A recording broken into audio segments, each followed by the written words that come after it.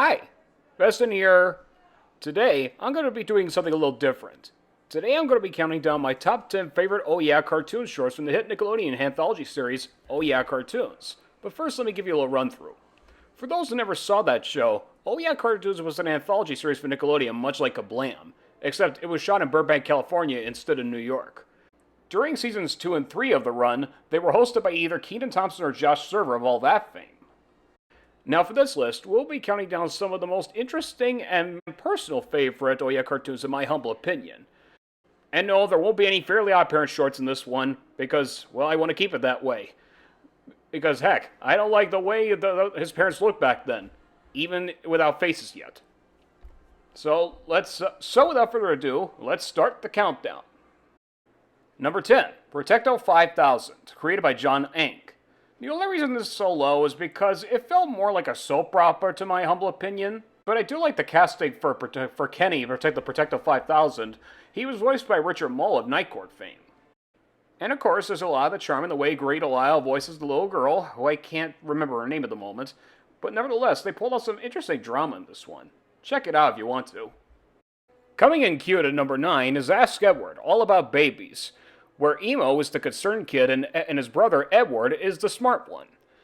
Now, I won't go into detail about the story, but of course the casting is pretty interesting. I mean, they got Tom Kenny and Tara Strong. Tom Kenny doing Edward is like a precursor to Carl from Johnny Bravo, and Tara's also doing Emo, who sounds an awful lot like Timmy Turner. Number 8 is short, but the name is Blotto. I mean, come on, you can't go wrong with Wade Brady, right? Before this, I think he was on Whose Line Is It Anyway? And after that, he rose to fame in Let's Make a Deal. On to the next one. Now 7 is for all of you James Bond fans out there. The Kid from School, created by Bill Riling and Bob Boyle. This short focuses on the detective skills of Jake Slade, otherwise known as the Kid from School, who must stop an evil scientist from taking away all the males in high school. Jason Marsden does a great job voicing Jake Slade, and the character's well designed, and I have a crazy hunch that we may never see him again. The only complaint I have is the fact they didn't pull this off. The name's Slade. Jake Slade. And to number 6, Lolly Gagan. This is one of the 4 cartoons that were created by Guy Vasilevich. This one features a girl named Lolly Gagan who was a downright outrageous fibber, according to Jennifer Darling, until she is haunted by the monster of all fibs, who was voiced by Kevin Michael Richardson. Funny enough, he would also voice another lie in the Powerpuff Girls episode, Lying Around the House. Isn't that a strange coincidence? I don't know. Maybe it's just me. Moving on, please. And at number 5, the ChalkZone shorts, Chalk Dad and Chalk Rain. I had a difficult time choosing which one, so I decided to choose both. The Chalk Dad episode, for instance, is about Rudy meeting up with a chalk version of his own dad. My only complaint is the fact that I'm not a fan of this voice of the original voice of Joe Tabuti. I mean, it's not just Harnell. The other short, Chalk Rain, features this chalk monster named Chalkzilla, aka Tim Long, terrorizing all of ChalkZone. There's also a woman named Ming Long, played by Ming-Na Wen, the actress who voiced Mulan. Now here's my biggest complaint. Why weren't these shorts in the first season of ChalkZone? I mean, they could have been easily been used or something. Why waste all that trouble throwing those other shorts away? I mean, use the other ones, why not use them? I mean, clips of Chalk Rain were used in the opening sequence of the first 2 seasons, for crying out loud.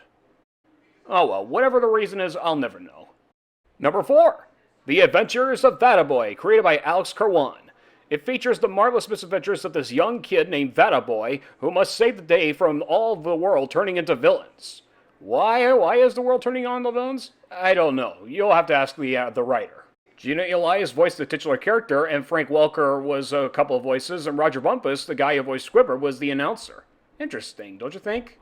Oh, now we're getting into the good stuff. Number 3, Jelly's Day, created by Bill Burnett and Greg Emerson. Which one? Well, the first one. When this show first premiered on the first ever premiere of Oh Yeah Cartoons, this was back when Grey Delisle was starting to do voices a lot frequently.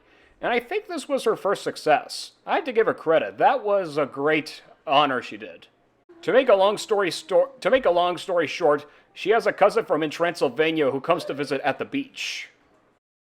Squawking its way up to number 2 is Terry and Chris, created by John Reynolds. Much like The Fairly Odd Parents, it was directed by Butch Hartman. And while it does have the usual sense in animation and humor like The Fairly Odd Parents, it has a great moral. Be yourself, even if you do have a talking parrot who copies your every line. It's a good thing Chris got that hottie from Australia, Angela. And to no one's surprise, at number 1, Mina and the Cult. Now, although there was a pilot for this on the What a Cartoon show on Cartoon Network, the shorts itself were done by Nickelodeon themselves. It follows the mysterious misadventures of a vampire named Vlad, voiced by Mark Hamill, and a young girl named Mina, voiced by Tara Strong. I must say, these two work often together very nicely.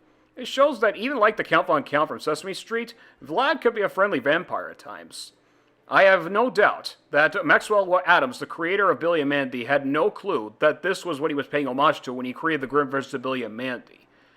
I think this was one of Tara's earliest works and the best. Oh, and did I forget to mention that Mark Hamill was also the Joker in Batman? Strange, isn't it? So there you go, guys. That's pretty much the cream of the crop. There might be a few other good ones, but if you ask me, nothing is better than Tara working out with Mark Hamill. By the way, I'd like to give a special thanks to Jonathan Rosinski Enter for making me want to do this. I mean, he didn't make me want to do it, but I wanted to do it anyway. Go subscribe to him if you haven't already. If you like my stuff, you're going to love his. He recently did a video where he talked about his top 10 favorite Oh Yeah cartoon shorts, most of which are on my channel. And I highly recommend the videos, as all the others in his Nickorama series. And someday he's planning on doing a sequel called The Worst Oh Yeah cartoon shorts, but I hope he doesn't get too mad about it. And hey, maybe he'll do a show someday where he could talk about the shorts individually called Oh Yeah Cartoonomatic. Who knows? Well, folks, that's the video, and I am out of here.